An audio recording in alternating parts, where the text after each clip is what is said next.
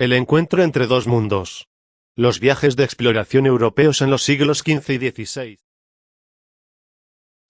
Los viajes de exploración marítimos son tan antiguos como la edad histórica de las civilizaciones desde la antigüedad hasta la época contemporánea. Prueba de ello fueron las exploraciones de los fenicios, griegos y normandos. Más adelante en la Edad Media, se tiene conocimiento de las exploraciones de los vikingos y de los chinos, aunque estos viajes no resultaron en la conquista y colonización de los territorios. Estos viajes, sumados a la exploración del continente europeo a través de América, África y Asia, jugaron un papel importante en el desarrollo histórico de la humanidad que aún se perciben en la actualidad. Es la época del Renacimiento. El hombre y el mundo empiezan a madurar. 4 países son responsables de los viajes de exploración de los siglos XV y XVI. Portugal, España, Inglaterra y Francia. A continuación damos una síntesis del aporte por países. Portugal y su imperio costero, 1416 a 1543. Entre 1416 y 1543 el reino de Portugal se transformó en un gigantesco imperio costero que abarcó el oeste, sur y este de África, el sur de Asia hasta China, y de América el actual Brasil. El principal promotor de las exploraciones fue Enrique el Navegante.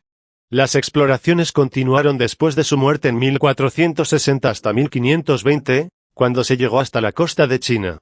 Entre los hechos más importantes de la exploración portuguesa están: el cruce del Cabo de Buena Esperanza, al sur de África, en sentido oeste-este, por Bartolomé Díaz, 1487. La llegada al sur de la India por Vasco da Gama, 1497. El desembarco en las costas de Brasil por Pedro Álvarez Cabral, 1500, cuando, por la vía del sur de África, iba en viaje hacia la India, y se desvió. España y el descubrimiento de América, 1492 a 1504. Los agentes principales del descubrimiento de América fueron los españoles.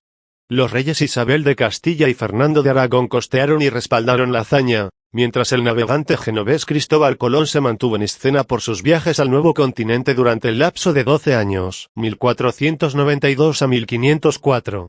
En ese período realiza 4 travesías y llega a las zonas siguientes. Primer viaje, 1492 a 1493.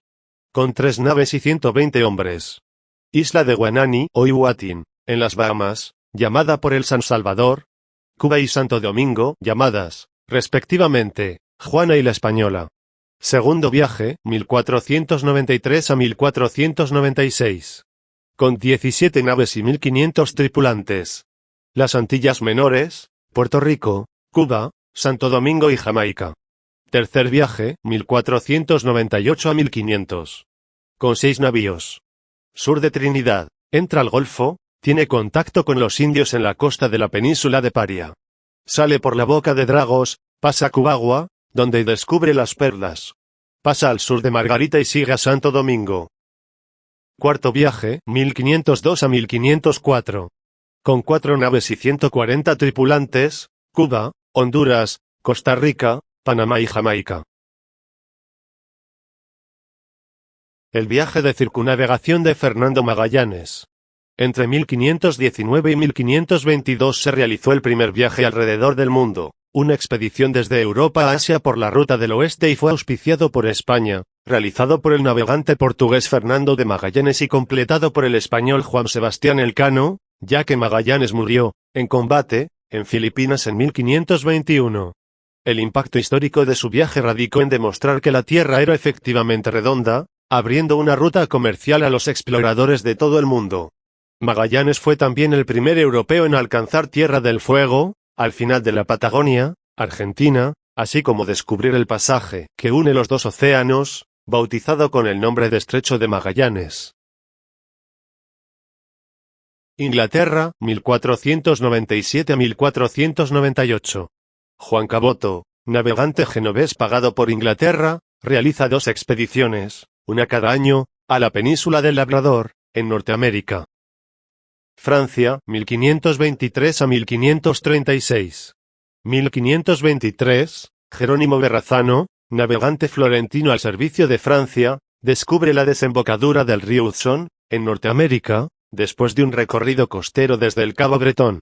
En 1526 hace una segunda expedición, de la cual no quedan testimonios.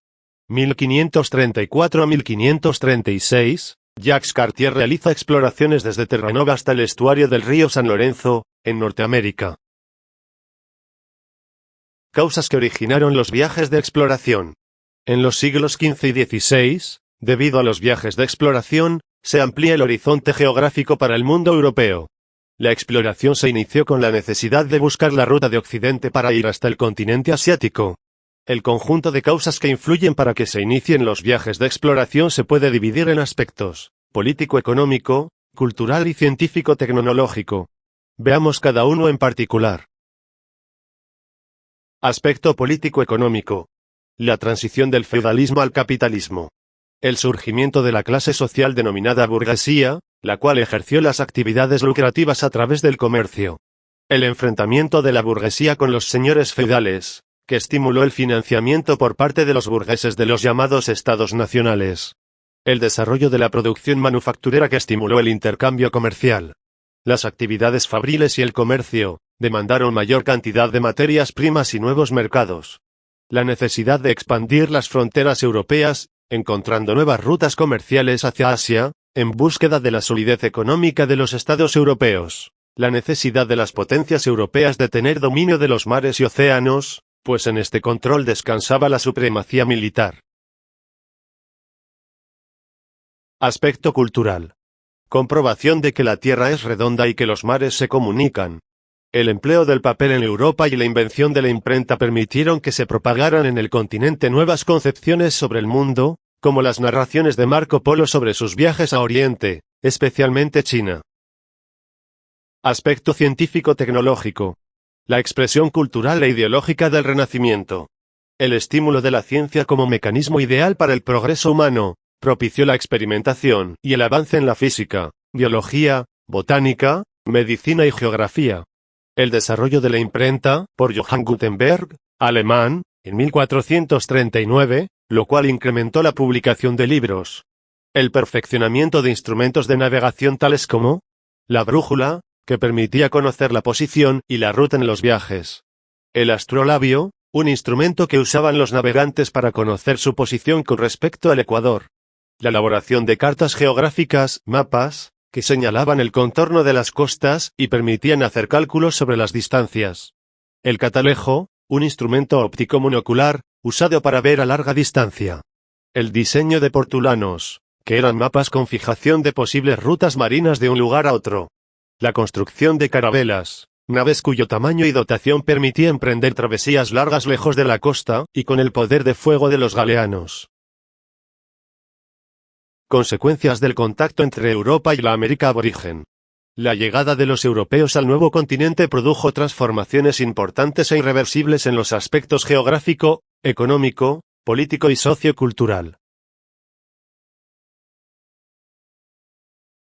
Aspecto geográfico.